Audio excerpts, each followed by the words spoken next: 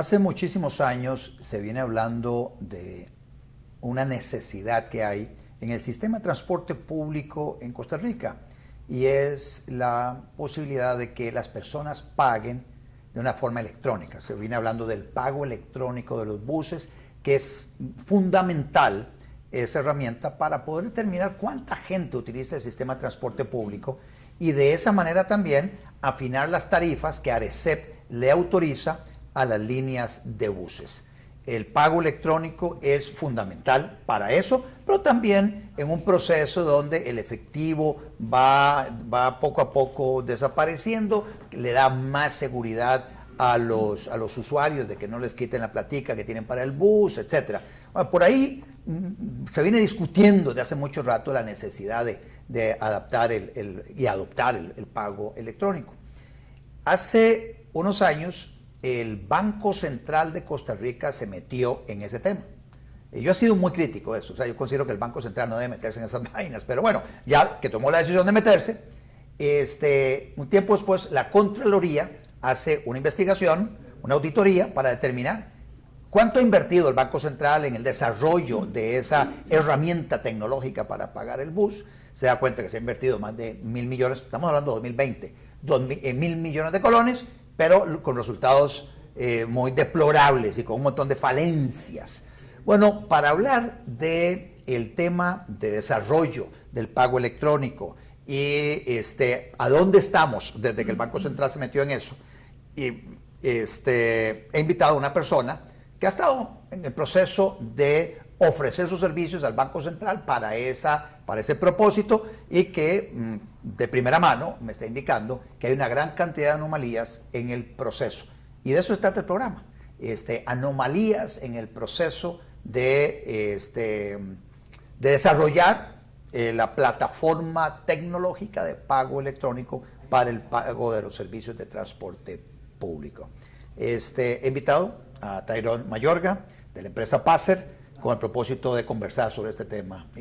Bienvenido, Tyrone, al programa. Otto, un gusto, de verdad, y muchísimas gracias por darme el espacio y la oportunidad de conversar sobre este tema que, como vos bien lo decís, es muy importante, tiene varios años, pero lamentablemente tiene algunas irregularidades que a todos nos interesa Empecemos, saber. Tyrone, con el tema de ese informe de la Contraloría del 2000, del 2020. 2020. O sea, ¿qué dice en términos generales la Contraloría?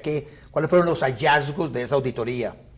Bueno, básicamente, por hacerlo en un resumen, ¿verdad? Sí, porque claro, hay varios puntos importantes, pero lo que la Contraloría determina al hacer la auditoría en 2020 es que se ha invertido poco más de 1.000 millones, unos números pocos, ¿verdad?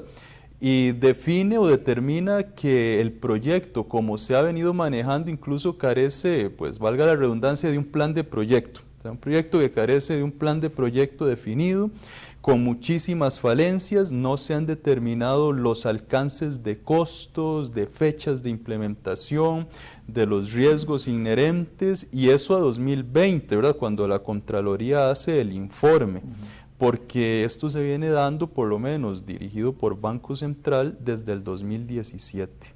Ok, entonces el 2020 Contraloría emite ese primer informe diciendo, bueno, las cosas de este proyecto como que no tienen un buen norte, el proyecto no está bien estructurado.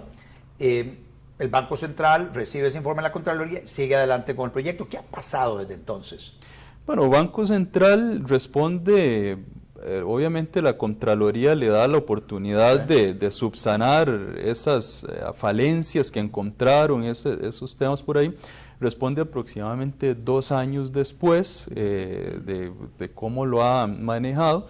En 2022, después de ese informe, y tomando en cuenta que se inició por lo menos oficialmente ya con el comité para pago electrónico, que se estableció para esto, en 2022 se lanza el primer piloto para, digamos, empezar a hacer pruebas de campo del pago electrónico con una única empresa, de 5 que habían sido seleccionadas. Fue hasta 2022, después de haber, por supuesto, invertido por lo menos lo que hasta esa fecha se tenía, ¿verdad? De 2020 a 2022 ya irían otros montos de inversión.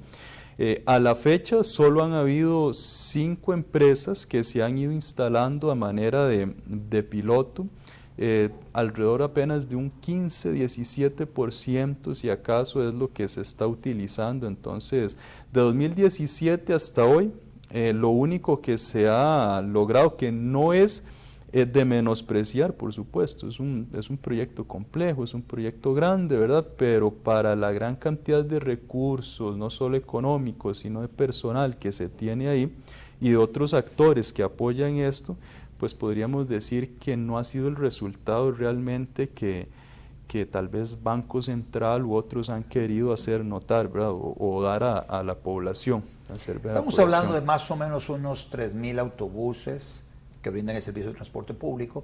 En el pasado se ha señalado principalmente a los autobuseros como los responsables de que el pago electrónico no se haya implementado. Básicamente porque ellos manejaban lo que siempre se dijo, un doble discurso, diciéndole al Consejo de Transporte Público, al presidente de turno, que sí estaban de acuerdo, pero por otro lado boicoteaban la posibilidad porque significaba que se les iba a controlar la cantidad de pasaje que ellos transportaban, y controlando la cantidad de pasaje, así ADC podría llegar y decir, no, esta tarifa está muy alta porque ustedes están transportando más cantidad de las que ustedes me están reportando, según estos informes del pago electrónico de las personas. Entonces ha habido como un incentivo de ellos para decir, sí, estamos de acuerdo, pero al final de cuentas le ponen piedras en el camino. Sí. Y creo que la única manera de lograr que ellos acepten ese tipo de aplicación para que las personas paguen su pasaje es mediante la renegociación de las concesiones. ¿Cómo está esa parte de la posibilidad del Consejo de Transporte Público, a través de la renovación de permisos de concesiones, de doblarle el brazo a los autobuseros para que acepten la puesta en práctica del pago electrónico? Bueno, tal vez para referirme al primer punto, yo creo que nosotros tenemos ya tamaño rato de estar involucrados en este proceso. Hemos estado reunidos con muchísimas empresas a nivel nacional, hemos hablado con ellas, los hemos escuchado, nos han expuesto a nosotros también sus diferentes inquietudes, y en términos generales te puedo decir que la gran mayoría de operadores de transporte realmente están de acuerdo con el pago electrónico. Okay. Ha habido como un mito alrededor de esto. Yo no digo que puedan haber algunos que por X o Y razones muy particulares tal vez no quisiesen tenerlo, ¿verdad? Pero en realidad creo que ha habido una confusión con respecto al que no lo quieran. El operador o los empresarios de transporte público de autobús, lo que ocurre es que no se les ha dado información clara, ni se les han respondido las preguntas muy válidas, ¿verdad?, que ellos tienen, inquietudes del proyecto, lo cual a veces los hace temer de implementar algo. Por ejemplo, en una primera instancia era sobre el reconocimiento de estos costos, ¿verdad?, porque estamos hablando que implementar estos dispositivos para pago electrónico no es muy barato tampoco. Entonces esa era digamos una inquietud, pero en términos generales hemos visto que la gran mayoría sí lo quieren. Entonces creo que es importante rescatar eso, ¿verdad? Porque a veces se ha creado ese mito, ¿verdad? Sí. Yo era uno de los que estaba convencido de que ellos son los principales opositores. Yo creo que es más bien que se ha como malinterpretado la oposición, porque la oposición no es en sí al proyecto, sino a la manera en cómo se ha manejado el proyecto. La información por parte, digamos, del Comité de Transporte a Cargo que dirige Banco Central no ha sido muy fluida para todos, no es muy clara. Hay representantes de las cámaras en este comité, pero la información, si vos le preguntás a la gran mayoría, muchos todavía no entienden realmente qué es pago electrónico. Digo, para estar desde el 2017 ahora, ¿verdad? Y que muchos no lo entienden, entonces ese es el temor que ellos a veces tienen, y por eso a veces se malinterpreta como una oposición. Es más bien miedo, ¿verdad? Que, mira, si implemento esto, ¿qué va a ocurrir? ¿Cómo funciona? Etcétera. El Banco Central, para desarrollar este proyecto, me imagino que tiene que elaborar, digamos, una especie de cartel de licitación o de cartel de que establezca las condiciones bajo las cuales va a invitar a empresas para que para que le provean algún tipo de servicio al Banco Central para desarrollar el proyecto. Yo no creo que el Banco Central tenga los desarrolladores dentro del Banco Central para este proyecto. O sea, ¿qué me puedes decir sobre esa parte? La parte del desarrollo del cartel correspondiente, el pliego de condiciones, etcétera, y qué tanto se ha cumplido con las condiciones establecidas en ese cartel.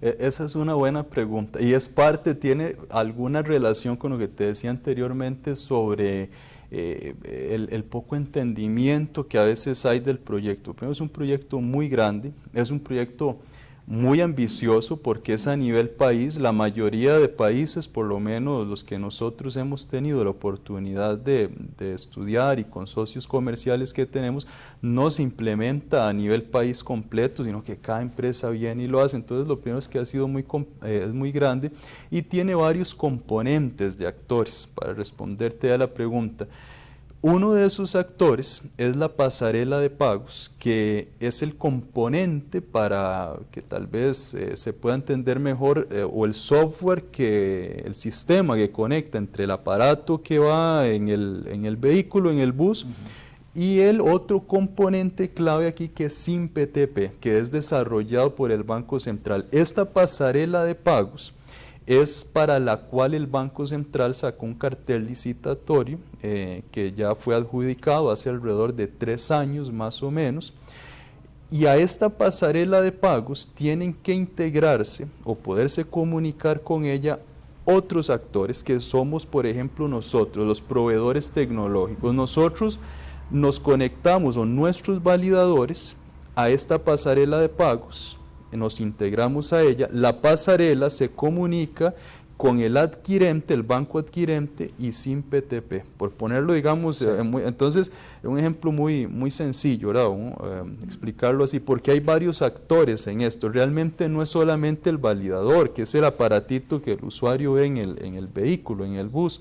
Está también esta pasarela de pagos, que es para lo que sacó el cartel y se adjudicó. Está SIMPTP, que es desarrollado por Banco Central, que básicamente SIMPTP es una derivación del SIMPE que ya conocemos. Es un sistema que recauda todos los fondos de transporte público y luego al día siguiente empieza a reacreditarlos a las diferentes cuentas. Es, digamos, como un sistema central de recaudo.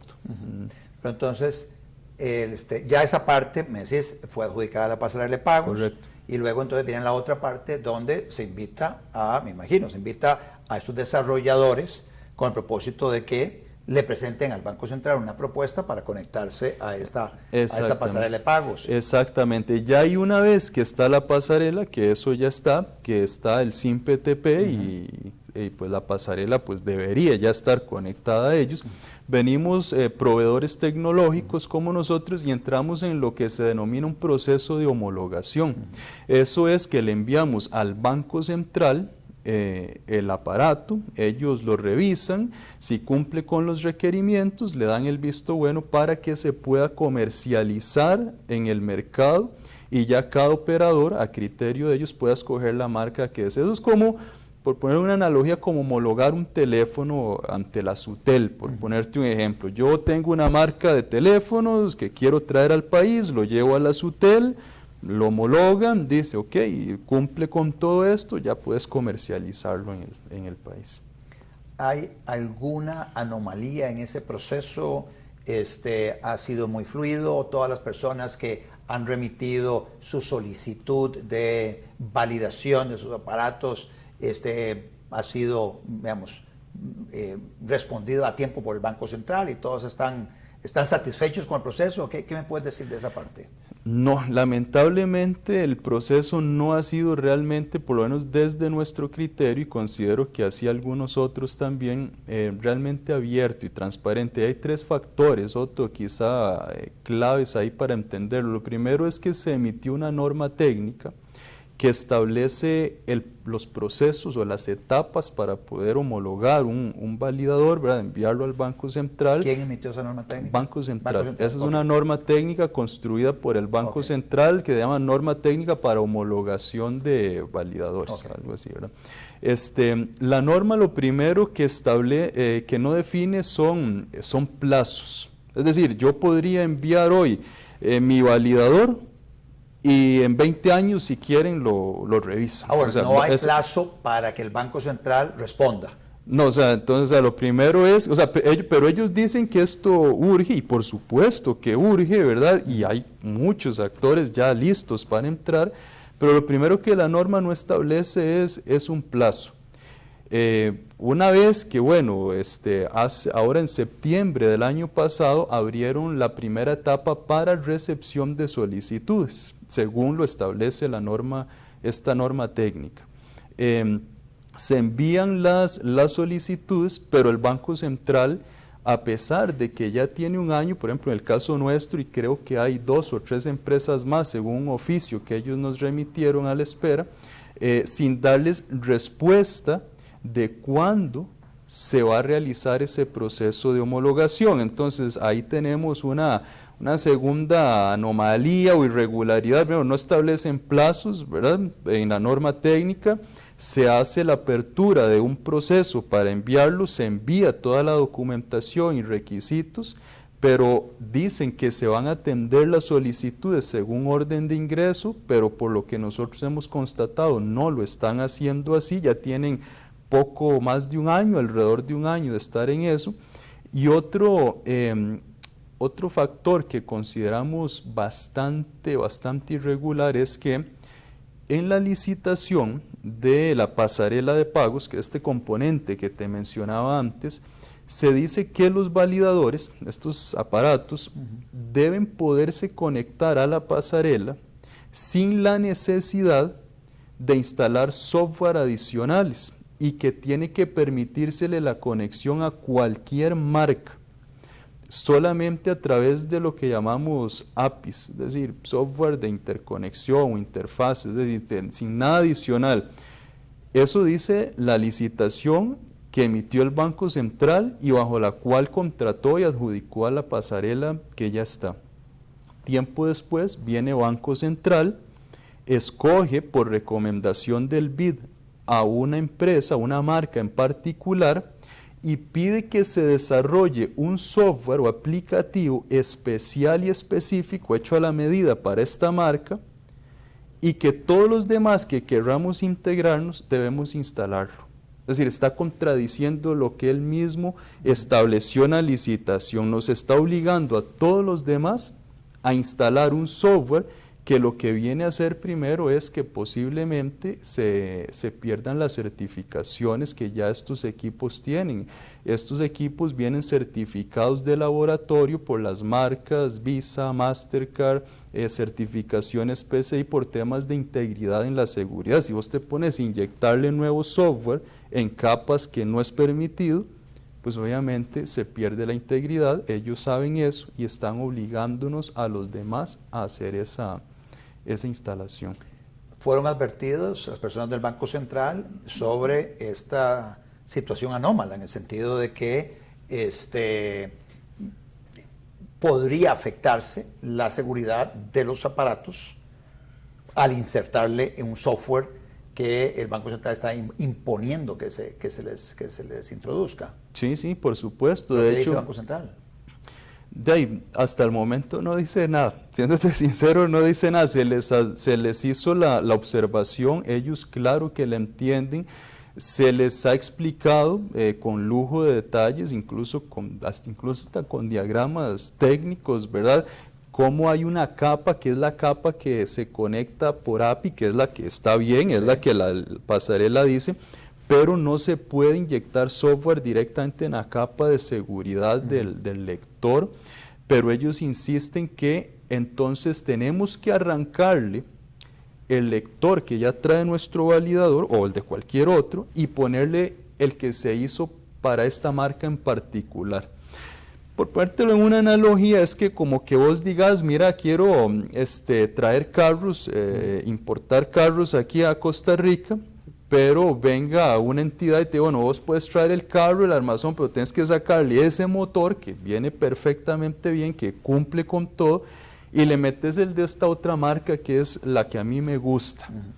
O sea, y si vos le sacas el motor, ya todo el resto de los componentes del vehículo vienen hechos para operar con ese motor, ¿verdad? El costo de tener que vos adaptar ese motor para que opere con todo lo demás va a ser enorme y posiblemente incluso te vas a desmotivar de querer hacer eso, porque ¿para qué yo invertir tanta plata, verdad, con algo que ya funciona? Me imagino que varias empresas objetaron esa decisión del Banco Central, y el Banco Central, al manifestarle la objeción a esa pretensión del Banco Central me está diciendo que no dice nada.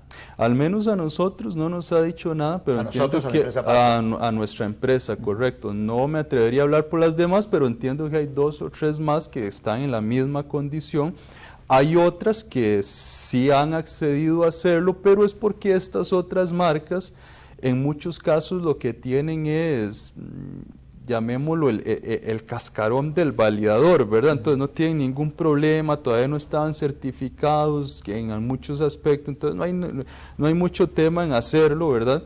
Pero hay otras que ya de fábrica vienen con eso, como es el caso nuestro, y hay 2 o 3 más, que ya incluso fueron certificadas y ya están conectadas incluso a la pasarela de pagos. Es decir, ya ese proceso más bien lo tenemos adelantado. Me dijiste también hace un rato que básicamente hay un tema de validación de las empresas y de los equipos de las empresas, que ustedes solicitaron que se les validaran sus equipos, y que en teoría era primero en tiempo, primero en derecho, y que hay empresas cuyos equipos han sido validados y que los de ustedes todavía no, y que inclusive empresas que posteriormente presentaron la documentación están validadas antes que ustedes, que presentaron con anterioridad esta información. ¿Es correcto? Es correcto. Nosotros presentamos nuestra solicitud cumpliendo con absolutamente todos los requisitos y según lo indica la licitación, ¿verdad? Que es conexión por API, o sea, eso es así como debe funcionar. Hace un año ya aproximadamente. A la fecha lo que el Banco Central nos responde es que debemos seguir esperando. Esa siempre ha sido su respuesta, está en un oficio que nos remitieron. Deben esperar porque hay falta de recursos. Entonces, falta de recursos en el Banco Central. En el Banco Central, para hacer esto. Sin embargo, ya 3 o 4 empresas que según nosotros, y por lo menos una lista que tenemos, estaban posterior en su solicitud a nosotros, ya fueron homologadas, pero lo peor de esto, Otto, es que el Banco Central está haciendo una convocatoria para el mes que viene. Para el mes de septiembre. Para el mes de septiembre, para que se exhiban esos que ya están homologados y las empresas puedan llegar y seleccionar con cuál quieren trabajar. Ahora, eso no está mal en lo absoluto, es justamente la idea, que cada empresa escoja la marca, como que vos vayas a una tienda de electrodoméstico y cuál teléfono quiero comprar, ahí no hay problema. El asunto es que hay una clarísima desventaja competitiva porque empresas como nosotros y otras que han presentado desde hace ya un año su solicitud y simplemente nos dicen sigan esperando, puede ser un año más, 10, 20 años más, no nos terminan de hacer el proceso y nos están dejando por fuera de todo digamos, ya acto mercantil que se está llevando a cabo, ¿verdad? O sea, ahora para el mes de septiembre. Ahora para septiembre, entonces, donde van a haber 2 o 3 días de, digamos, una exposición para que las empresas lleguen y digan, los empresarios, ok, me gusta este es el que quiero que me subsidien, porque hay un temita por ahí, ¿verdad? Que tal vez ahorita lo conversamos, pero ¿qué pasa con el resto? O sea, últimamente nos digan sí o no, pero es que puede ser que nos digan en 20 años, como el Banco Central, te decía un inicio, no estableció fechas. O sea, simplemente dijo, cuando nosotros querramos, a pesar de que hayan enviado la solicitud a tiempo. Okay. Estas empresas que vienen ahora en septiembre, dicen, bueno, y mencionaste el verbo subsidiar. ¿Qué significa eso? ¿Qué significa que una empresa llegue, ve los productos de las empresas que han sido debidamente homologados y estas empresas dicen, bueno, yo quiero tal producto, o sea, tales aparatos? Esos aparatos son para poner en los buses, ¿cómo es la cosa? Y el tema del subsidio, a ver si lo puedes explicar rápidamente. Sí, los empresarios de transporte, el operador va a llegar, va a ver las marcas que ya están homologadas de los aparatos que van en los buses, dice, ok, esta marca me gusta más por X o Y beneficios que estén otorgando, ¿verdad? En sus características técnicas, etcétera. Y según declaraciones de don Luis Amador, el ministro del MOP, una marca de tarjetas, Mastercard, va a subsidiar o a donar 5,000 de estos aparatos, más o menos 2,000 más de la flota vehicular que hay en el país. Entonces, si uno lo ve así, uno dice, qué bueno, ¿verdad? Qué dicha que pues eso, digamos, que quita quizá ese costo para el operador, que es el más fuerte, el de tener que comprar el aparato, eso está bien. Pero ¿dónde está el problema? Que si vienen y donan estos 5,000 validadores y a los demás no se nos da la oportunidad de estar ahí dando nuestra oferta, simplemente es como que nos tiran la puerta en la cara o no nos las abren, ¿verdad? Usted no puede venir a participar sin dar ninguna razón de peso. Entonces hay una competencia claramente desleal ahí, porque o sea, no funciona así. Si viene septiembre y viene esta empresa y dice, bueno, son tales y tales y tales productos, ahí están los y determina que ese es el universo de los productos. Exactamente. Y ya se adjudican en firme, ustedes quedan guindando de la brocha, como decimos, porque ustedes todavía ni siquiera han sido validados. Exacto, y quizás hasta hubiéramos dado mejores beneficios, o sea, incluso le están cerrando la oportunidad al propio empresario de tener una opción que al rato le hubiera dado una oferta más amplia. Exacto, de porque productos, que es algo que al menos empresas como nosotros nos preocupamos mucho por eso, ¿verdad? Que no es solo el aparato, hay otros componentes como los software que se le dan a las empresas y demás, bueno, le están cerrando esa posibilidad al mercado, ¿verdad?, interesado en esto, para que puedan tener más opciones, que vuelve a haber una contradicción del Banco Central, porque desde un inicio lo que ha dicho es que quiere que en esto haya la mayor cantidad de opciones para que haya la posibilidad de escoger y haya más competencia. Vos sabés que a mayor competencia, pues mejoran los beneficios, los costos, y hay una serie, y no solo para el empresario, el usuario final también, ¿verdad? Claro. Porque recordemos que esto se va a ver reflejado en la tarifa. Entonces, si hubieran costos más bajos, porque hay más competencia y demás, pero Banco Central está creando, nosotros llamamos esas barreras artificiales de entrada, porque no dan motivo para hacerlo. O sea, ¿por qué no a nosotros y a otros nos han dicho, bueno, trae el aparato, vamos a ver si cumple? Bueno, si no cumple, no cumple, ok, asunto arreglado, ¿verdad? Pero es que ni eso. Es decir, puede que en 20 años, 10 años nos llamen a nosotros y a los demás y ya ¿para qué? O sea, ya no. Muchas gracias, Tyrone. Gracias a vos, Soto, más bien por el espacio. Y muchas gracias a ustedes por la atención. Como ven, claramente hay anomalías en ese proyecto de pago electrónico por parte del Banco Central, y espero que esta entrevista le llegue a los funcionarios del Banco Central encargados de ese proyecto con el propósito de que arreglen lo que tengan que arreglar muy rápidamente, porque hoy hay serias dudas en relación con un proyecto tan importante para el país como es este del pago electrónico.